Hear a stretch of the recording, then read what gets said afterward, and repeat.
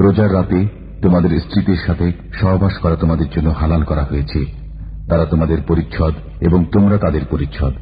আল্লাহ অবগত রয়েছেন যে তোমরা আত্মপ্রতারণা করেছিলে, সুতরাং তিনি তোমাদেরকে ক্ষমা করেছেন এবং তোমাদের অব্যাহতি দিয়েছেন।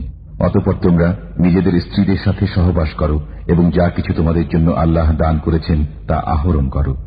আর পানাহার করো যতক্ষণ না কালো রেখা থেকে ভোরের শুভ্র রেখা পরিষ্কার দেখা যায়। অতঃপর রোজা পূর্ণ করো রাত পর্যন্ত। আর যতক্ষণ তোমরা ইতিকাফ অবস্থায় মসজিদে অবস্থান করো ততক্ষণ পর্যন্ত স্ত্রীদের সাথে মিশো না। এই হল আল্লাহ কর্তৃক বেঁধে দেয়া সীমানা, অতএব এর কাছেও যেও না। এমনিভাবে বর্ণনা করেন আল্লাহ নিজের আয়াতসমূহ মানুষের জন্য, যাতে তারা বাঁচতে পারে। তোমরা অন্যায়ভাবে একে অপরের সম্পদ ভোগ করো না এবং জনগণের সম্পদের কিয়দংশ জেনে শুনে পাপ পন্থায় আত্মসাৎ করার উদ্দেশ্যে শাসন কর্তৃপক্ষের হাতে তুলে দিও না।